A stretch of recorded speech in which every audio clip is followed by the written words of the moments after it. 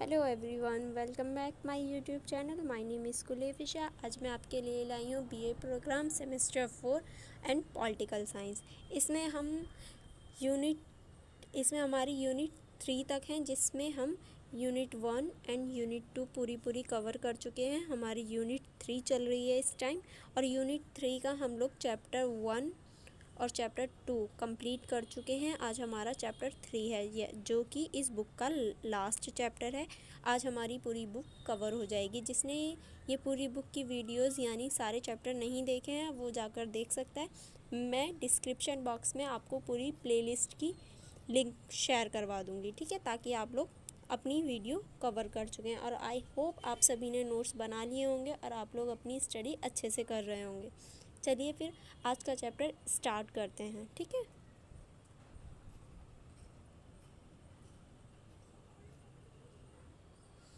हमारे चैप्टर का नाम है भारत एक उभरती हुई शक्ति।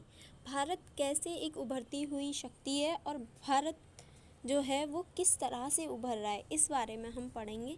ये चैप्टर बेसिकली 3 पार्टों में डिवाइड किया गया है, 3 भागों में इस चैप्टर को बांटा है।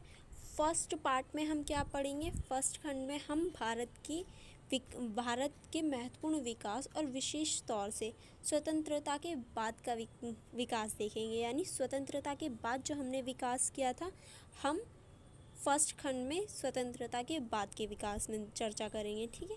एंड सेकंड जो हमारा पार्ट है, यानी सेकंड खंड, दूसरे खंड में हम 1991 के बाद की अवधि के महत्वपूर्ण विकास की चर्चा करेंगे। यानी 1991 के बाद में जो विकास हुआ, हम उसकी चर्चा करेंगे। और तीसरा जो खंड है, यानी तीसरा जो पार्ट है, उसमें हम 2014 से लेकर अब तक की अवधि का विकास देखेंगे, ठीक है। चलिए फिर हम अपना परिचय देख लेते हैं थोड़ा सा। ये हमारा 1 सेकेंड, ये हमारा यहाँ से परिचय स्टार्ट हो रहा है। इस चैप्टर का ये परिचय है, जिसमें हम देखते हैं कि शुरुआत में भारत का विकास बहुत ज़्यादा ख़राब स्थिति में था, या बहुत ज़्यादा धीरे स्थिति में चल रहा था, उसकी वजह क्या थी कि हम सिर्फ़ और सिर्फ कृषि पर डिपेंड थे, कृषि निर्भर विकास कर रहे थे, जो कि काफ़ी नहीं था इतने बड़े देश को चलाने के लिए। इसीलिए हमने नए नए उपाय खोजना शुरू किया, क्योंकि सिर्फ कृषि पर निर्भर रहना ये तो पॉसिबल नहीं है, और नए नए विकास भी नहीं हो सकते। इसीलिए ICT तकनीक के आविष्कार, मुक्त व्यापार समझौते आदि, इस सभी ने भारत की छवि को एक महत्वपूर्ण रूप दिया और बहुत ज़्यादा काफ़ी अच्छी तरह से लाभ पहुंचा। इस तकनीक को अपनाया हमने, और जो विदेशी मुद्रा भंडार था उसको अपनाया, नई नई तकनीकों को अपनाया, दूसरों के लिए अपने मार्ग खोले, जिसकी वजह से हमारे विकास में सुधार हो पाए और हम लोग अच्छे से विकास कर पाएँ, ठीक है। नेक्स्ट आता है जो भारत है। भारत का विकास है, वो 2000 से लेकर 2010 तक की अवधि में काफ़ी महत्वपूर्ण साबित हुआ। क्यों साबित हुआ? क्योंकि इस अवधि के दौरान भारत ने अपनी सकल घरेलू उत्पाद का मतलब होता है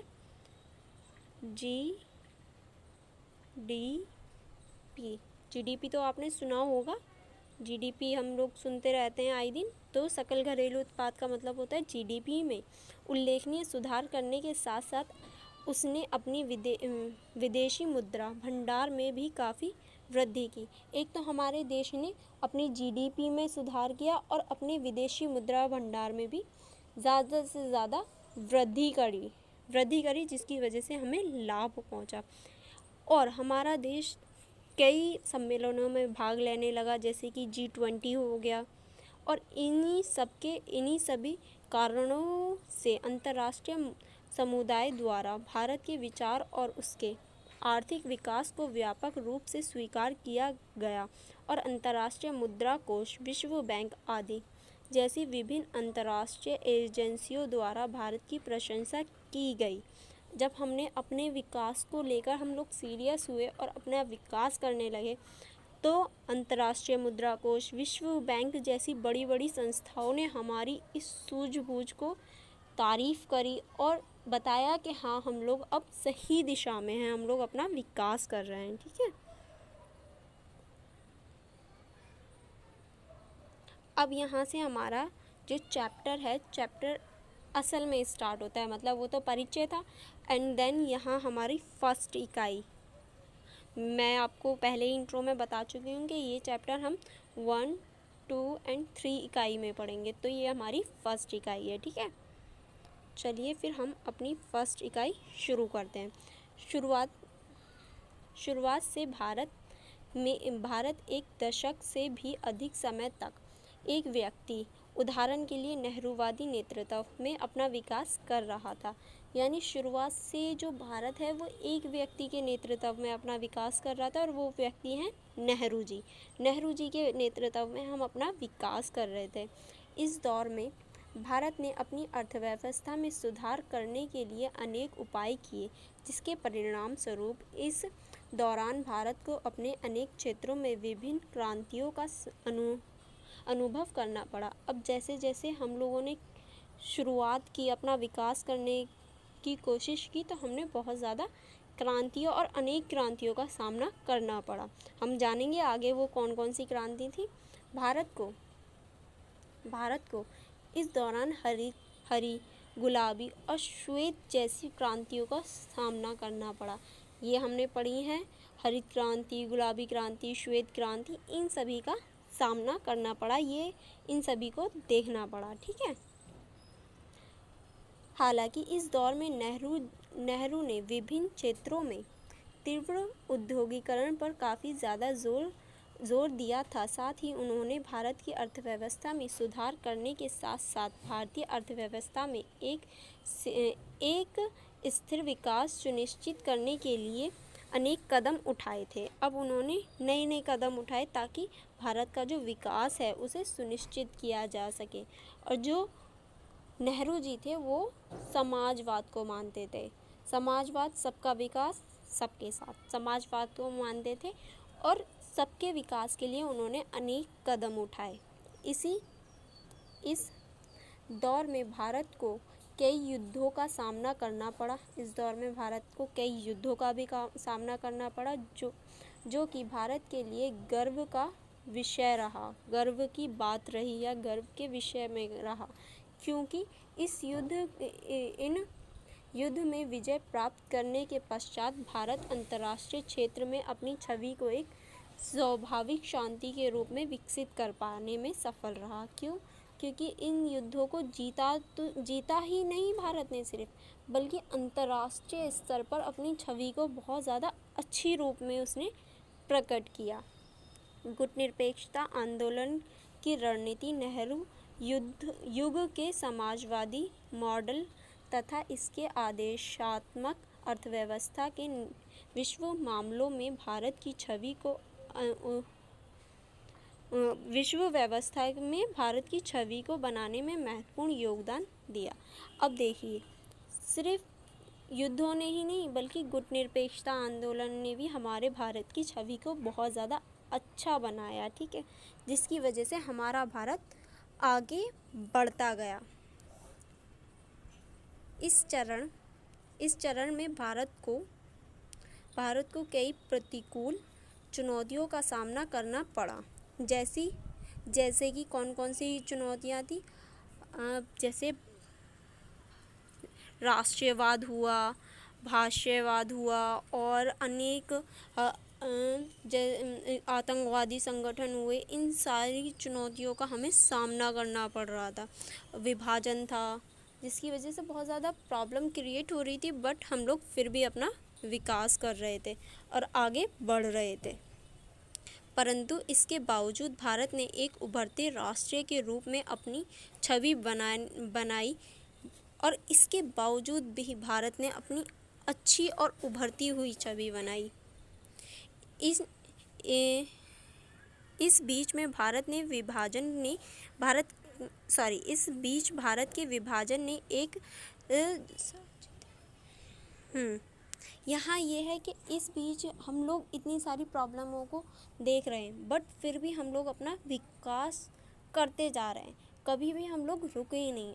और शक्ति के साथ, संघर्ष के साथ साथ हमने अर्जित भी किया और अपने देश को आगे ले जाने का प्रयास किया। ठीक है, आई होप अब मेरी स्पीड ज़्यादा तेज़ नहीं है, क्योंकि मुझे बहुत सारे कमेंट आए थे कि आपकी स्पीड बहुत तेज़ है, आप बहुत ज़्यादा तेज़ पढ़ती हो या फिर स्पीड में बताती हो।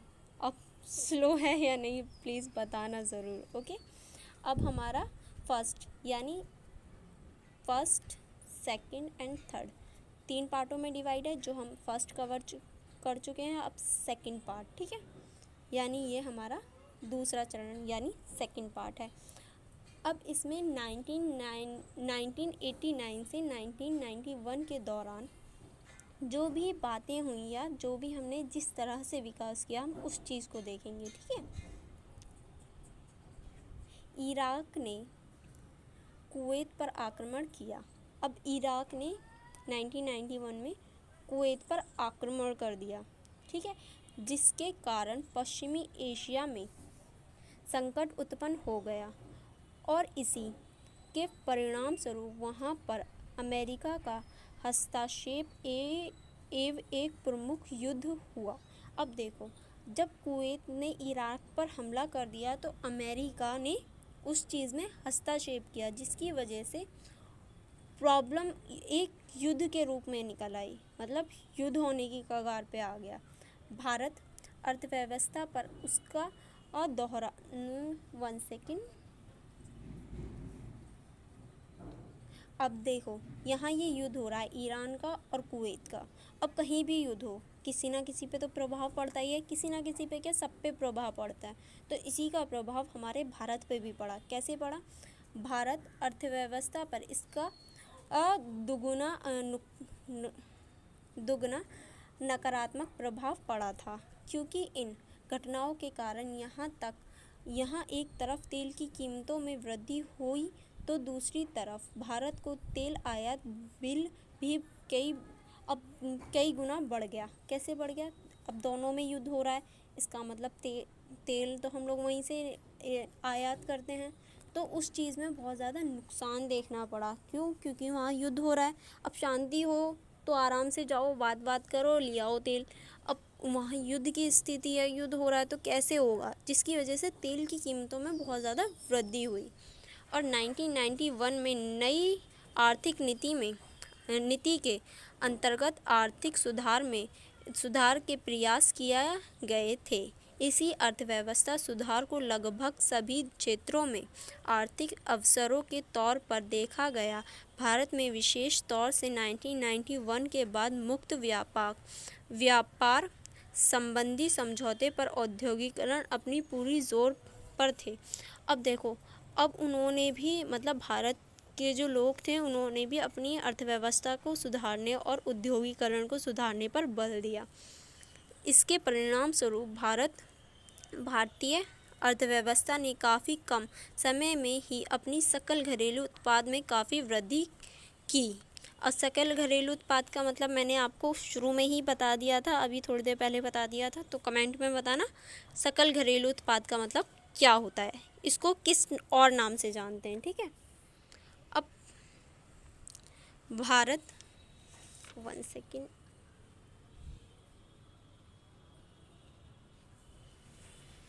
भारत ने आयात और विदेशी विनिमय के लिए अपनी अर्थव्यवस्था को खोल दिया, जिसके परिणाम स्वरूप भारत में बाजार आधारित नीतियों का काफ़ी बढ़ावा मिला। अब भारत ने क्या किया? अपने देश को आगे या विकसित करने के लिए या विकासशील होने के लिए अपनी जो अर्थव्यवस्था थी उसे खोल दिया, यानी विश्व के कोई भी लोग आयात कर सकते थे, आयात निर्यात को खोल दिया। हमारे देश में आयात निर्यात हो सकता था। ठीक है, अब उसके बाद में क्या हुआ? 1990 के दशक में भारत ने हिंद महासागर क्षेत्र में अनेक देशों के साथ अपने संबंधों को मजबूत करने का प्रयास किया। अब जो हिंद महासागर है उसमें जितने भी देश हैं उनको मजबूत करने का प्रयास किया गया, ताकि अगर कोई भी प्रॉब्लम आए तो हम लोग मिल जाएं। इस संदर्भ में खाड़ी देश जो कि तेल के मामलों में काफ़ी समृद्ध थे, भारत के काफ़ी उपयोगी साझेदार बन गए। अब जो खाड़ी देश हैं, जो तेल के मामलों में समृद्ध हैं, अगर वो हमारे साथ होंगे या हमारी हेल्प करेंगे, हमारे दोस्त होंगे, तो इससे हमें ही तो फ़ायदा है। जबकि दक्षिणी अफ्रीका को भारत ने हिंद महासागर क्षेत्र में एक पुराने मित्र और महत्वपूर्ण साथी के तौर पर देखा। और जो दक्षिणी अफ्रीका के देश हैं या फिर वहाँ के जो क्षेत्र हैं, वहाँ को हमने एक मित्र के रूप में देखा। अब भारत की विदेश नीति का पुनर्गठन जो हुआ वो दो तत्वों को केंद्र में रखकर किया गया, जो भारत की विदेश नीति को बनाया गया। फर्स्ट कौन सा एक तंत्र था? एकांत की रणनीति अपनाते हुए एक महाशक्ति बनने की आकांक्षा रखना, यानी एक महाशक्ति बनना है। इस चीज़ को हमने रखा अपनी केंद्र में, ठीक है। और सेकंड है अन्य महाशक्ति, विशेषकर अमेरिका के साथ घनिष्ठ संबंध कायम करना, यानी जो अन्य महाशक्ति कौन है? अमेरिका। तो उसके साथ में एक अच्छा संबंध रखना है, एक घनिष्ठ संबंध रखना है। अच्छा ठीक है, यहाँ एक क्वेश्चन आता है निकल के कि 1991 में सोवियत संघ के विघटन के बाद भारत की विदेश नीति में क्या परिवर्तन आए, या फिर ये फर्स्ट क्वेश्चन हुआ। एंड सेकंड क्वेश्चन, 1991 में कौन सी महत्वपूर्ण घटना घटी थी जो पूरा विश्व जानता है? इन दो क्वेश्चनों के आंसर कमेंट बॉक्स में देना, इससे पता चलेगा आप लोग पढ़ते भी हो या नहीं। पिछली में मैंने बताया 1991 में क्या महत्वपूर्ण हुआ था, और सोवियत जो हमारी 1991 के बाद जो हमारे विदेश नीति थी उसमें क्या परिवर्तन आए, हमने क्या परिवर्तन किए, बताना ज़रूर, ठीक है। अब आगे बढ़ते हैं। नेक्स्ट है, दो अन्य घटनाओं ने भारत की विदेश नीति में एक और महत्वपूर्ण बदलाव ला दिया, जिसमें से 1 सितंबर 2001 में न्यूयॉर्क में वर्ल्ड ट्रेड सेंटर पर किया गया हमला था। इस हमले ने विश्व राजनीति एजेंडे को पूरी तरह से बदल कर रख दिया, क्योंकि इस घटना के बाद अंतर्राष्ट्रीय आतंकवाद का मुद्दा अचानक से शिखर पर पहुंच गया। अब देखो, जब तक जो न्यूयॉर्क का वर्ल्ड ट्रेड सेंटर था ना, जब तक उस पर हमला नहीं किया गया था ना, तब तक कोई भी आतंकवाद को ज़्यादा सीरियसली नहीं लेता था, उसको ऐसे ढीले में रखते थे। लेकिन जब वहाँ हमला हुआ तो एक आतंकवादी घटना को भी महत्वपूर्ण मिलने लगा, जिसके परिणाम स्वरूप भारत के साथ अपने संबंधों को बेहतर बनाने में संयुक्त राष्ट्र अमेरिका की दिलचस्पी भी बढ़ गई। क्यों बढ़ गई? क्योंकि हम लोग पाकिस्तान के करीब हैं, इसीलिए चीन जो अमेरिका है उसने हमारे साथ अच्छे संबंध, यानी भारत के साथ अच्छे संबंध बनाने का प्रयास किया। अब दूसरी घटना क्या थी? दूसरी महत्वपूर्ण घटना, भारत की अपनी अर्थव्यवस्था आर्थिक विकास दर में वृद्धि होना, या फिर अचानक वृद्धि हो गई। अब भारत की जो अर्थव्यवस्था थी उसमें वृद्धि होने लगी, तो ये भी दूसरी बहुत महत्वपूर्ण घटना थी, ठीक है। चलिए फिर आगे बढ़ते हैं। अगर आप चाहें तो इसको पढ़ लेना, ठीक है। अब नेक्स्ट है हमारी तीसरी घटना। इस चैप्टर को थर्ड बार बता रही हूँ, इस चैप्टर को 3 पार्टों में डिवाइड किया है, 1, 2 एंड 3। 2 हम कवर कर चुके हैं, तीसरा रह गया है, यानी अब हम तीसरे पार्ट को पढ़ेंगे, ठीक है। तीसरा है राष्ट्रीय और अंतर्राष्ट्रीय स्तर पर श्री नरेंद्र मोदी की प्रमुख भूमिका और अनेक प्रतिष्ठित नेतृत्व का आकलन किया जा सकता है। अब देखिए, 2014 से ये हमारा पीरियड शुरू होता है, और 2014 में हमारे ये जो नेता थे वो थे श्री नरेंद्र मोदी जी। अब उनका जो हमारा देख सकते हैं, उनका जो नेतृत्व है, कैसे हैंडल करते हैं सारी चीज़ों को, उसके बारे में हम इसमें पढ़ेंगे। कैसे नरेंद्र मोदी जी ने हमारे देश को विकास की ओर लेकर गए और अपने नेतृत्व से उसे आगे बढ़ाया, ठीक है। नरेंद्र मोदी जी की सरकार ने जहां एक तरफ अपनी पड़ोसी देशों के साथ मिलकर काम किया तो वहीं दूसरी तरफ अनेक सरकार के विश्व राष्ट्र विशेषकर संयुक्त राष्ट्र अमेरिका, रूस, जर्मनी, फ्रांस और यूनाइटेड किंगडम जैसे मुख्य राष्ट्रों के साथ लगातार बेहतर संबंध बनाने का प्रयास किया। अब जब बेहतर संबंध होते हैं तभी तो बेहतर विकास होगा, इसीलिए बेहतर संबंध बनाने पर जोर दिया गया है। इसके अलावा मोदी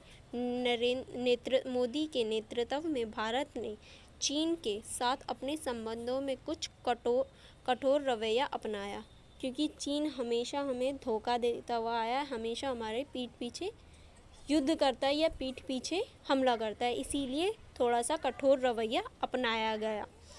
किसको लेकर? चीन को लेकर। मोदी सरकार शक्ति को संतुलित कर पाने में काफ़ी सफल रही। इस संदर्भ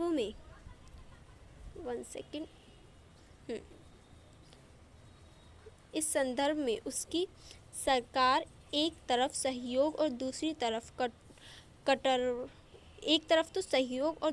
तरफ कठोर नियमों को अपनाने में सफल रही। क्यों? क्योंकि वो एक तरफ तो अच्छे यानी सहयोग बना रहे थे, किसके साथ? सोवियत संघ, अमेरिका, रूस, जर्मनी, फ्रांस, इस सब के साथ, लेकिन चीन के साथ कठोर रवैया अपना रहे थे, क्योंकि वो हमेशा से धोखा देता है हमें। मोदी सरकार ने अंतर्राष्ट्रीय, भारतीय, विश्व स्तर पर अपनी स्थिति बनाए रखने में सफल रहे। मोदी जो सरकार है यानी मोदी जी की जो सरकार है, उन्होंने अंतर्राष्ट्रीय स्तर पर अपनी पहचान और अपनी जो छवि है उसको बनाए रखने में सफल रहे। उन्होंने बहुत अच्छे से अपनी यानी भारत की छवि बनाई। उन्होंने दुनिया भर के ये जैसे कि G20 हो गया, दुनिया भर के जो जैसे G20 हो गया, ये जो सम्मेलन है, शिखर सम्मेलन में भाग लिया। जितने भी सम्मेलन हुए सब में उन्होंने भागीदारी ली और हमारे देश यानी भारत को आगे बढ़ाने का प्रयास किया, क्योंकि जब तक कोई देश किसी में भाग नहीं लेता तो वो आगे कैसे बढ़ेगा। इसीलिए उन्होंने सभी सम्मेलनों में भाग लिया और बढ़ चढ़कर आगे बढ़े। भारत को प्रत्येक महाशक्ति देश के प्रति अपनी नीतियों में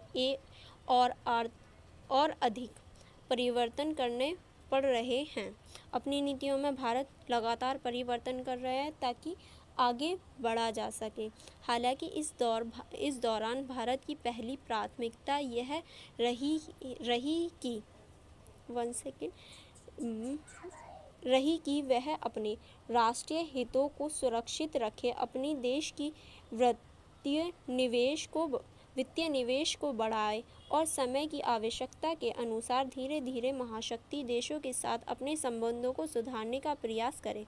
यानी वो अपनी वित्तीय आवश्यकताओं को बढ़ाने के साथ साथ यानी GDP बढ़ाने के साथ साथ दूसरे देशों के साथ अपने संबंध भी अच्छे बनाए। इसी कारण से भारत अनेक राष्ट्रों के साथ मजबूत संबंध बनाने के लिए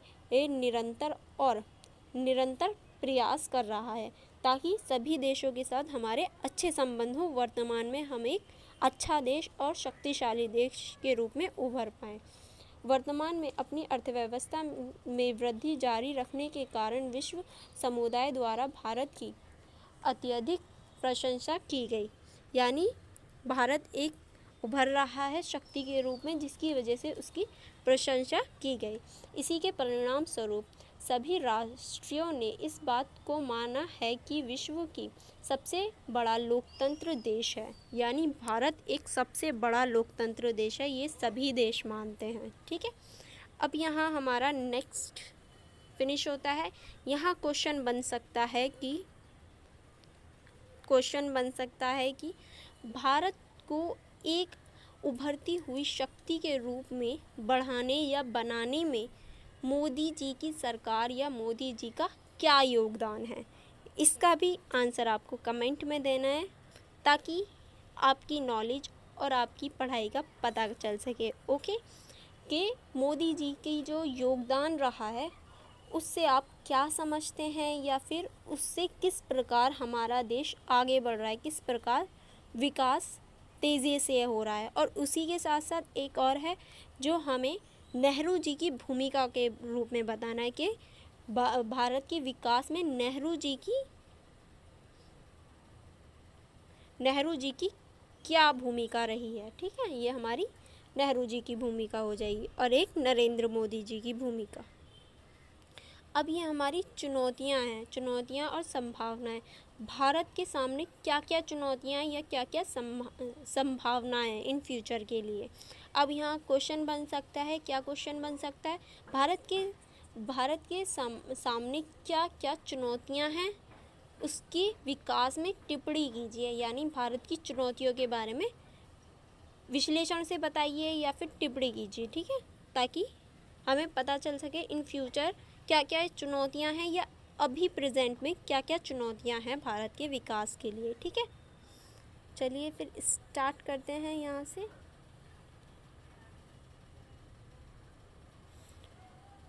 यहाँ से ये है वहाँ भारत वहीं अपने आंतरिक और बाहरी मुद्दों को हल करने में सक्षम हो सकता है।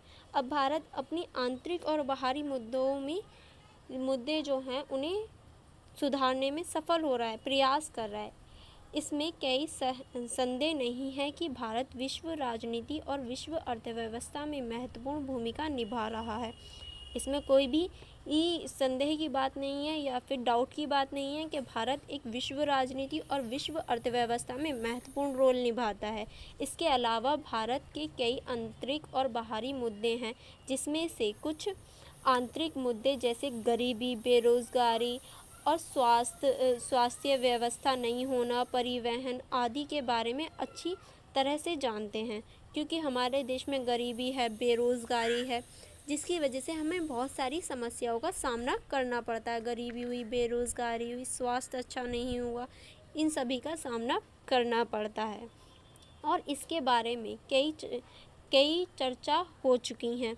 वर्तमान में भारतीय अर्थव्यवस्था सेवा क्षेत्र पर अत्यधिक निर्भर है। जहां एक तरफ सेवा क्षेत्र में भारत की अर्थव्यवस्था में 55% से अधिक सकल घरेलू उद्योग का योगदान दिया है, तो वहीं दूसरी तरफ विनिर्माण क्षेत्र में केवल 29% या प्रतिशत सकल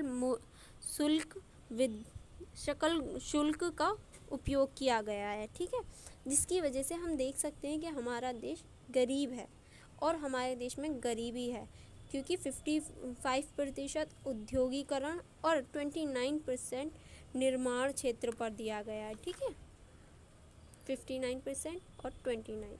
ओके, अब आगे चलते हैं। आगे है,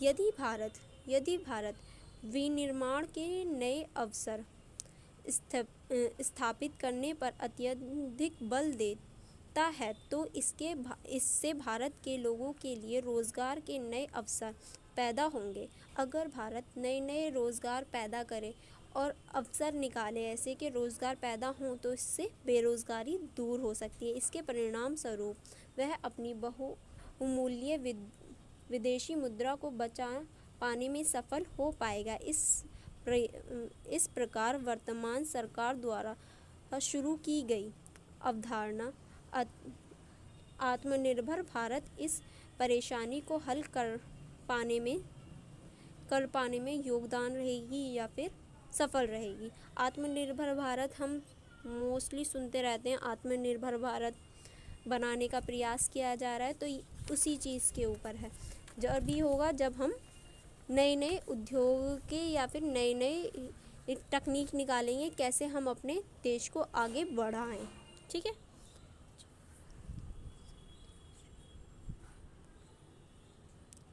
अब देखो, यही नहीं है कि बस यही इशू है, इसके बाहर भी और भी इशू हैं।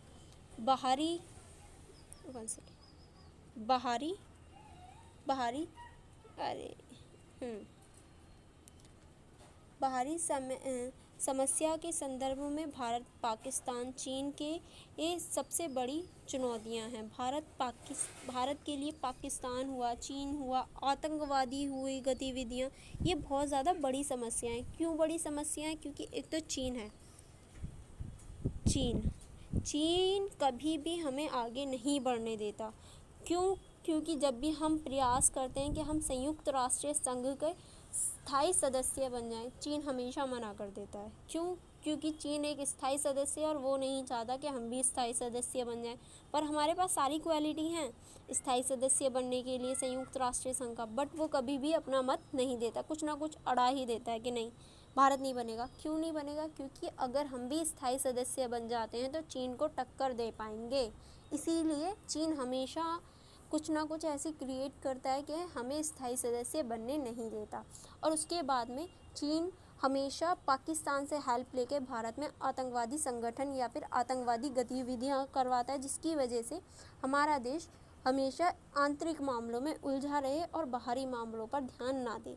इसीलिए चीन और पाकिस्तान हमारे लिए एक बहुत बड़ा मुद्दा है। ठीक है, अब नेक्स्ट है, पिछले कई वर्षों से और अभी भी भारत पाकिस्तान के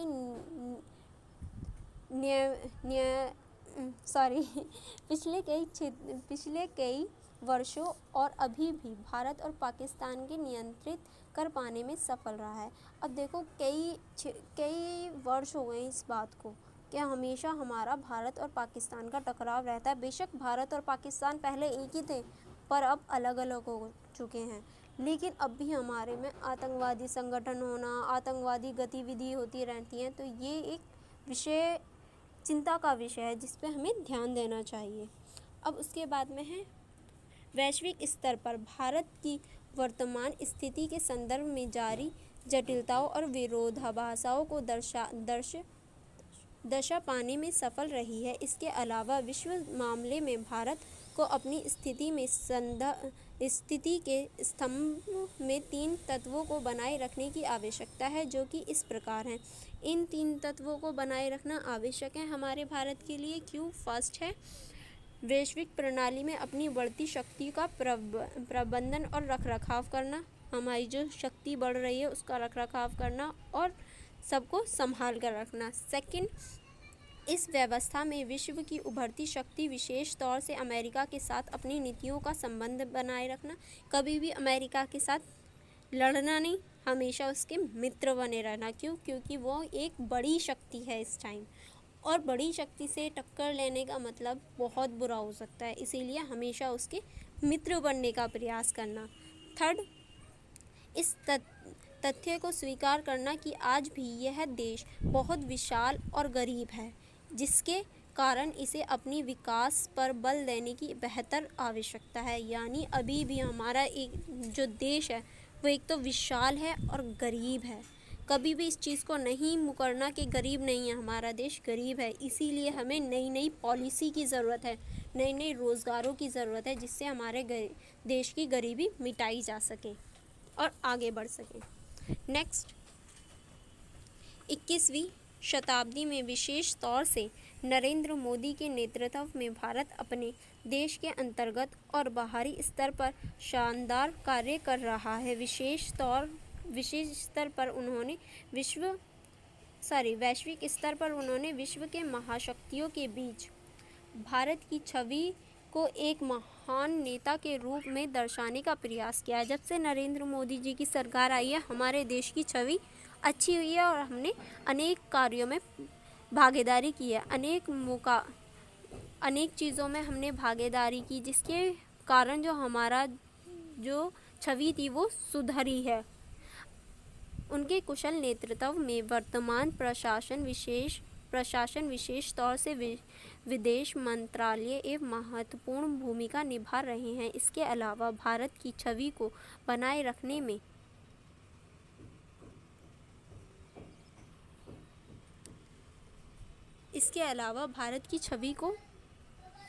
रखने में भारत की समक्ष उत्पन्न हो रही है चुनौतियों का सामना करने और उनका समय पर प्रबंध करने के संदर्भ में उनकी जिम्मेदारी व्यापक रूप से बढ़ती है। यह कहना गलत नहीं होगा कि भारत की आवश्यकताओं में निरंतर